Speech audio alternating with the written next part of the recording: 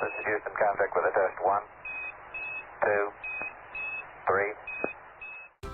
Hi, I'm Ella. And I'm Tabitha. Hey Tabitha, did you know that people on the ISS are conducting a test called the CLD Flame to find a solution to simplify our pollution rate?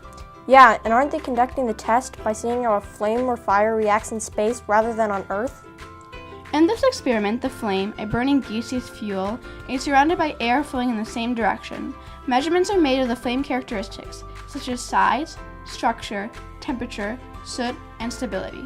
The experiment is conducted in the Combustion Integrated Rack, CIR, on the International Space Station as part of the Advanced Combustion via Microgravity experiments.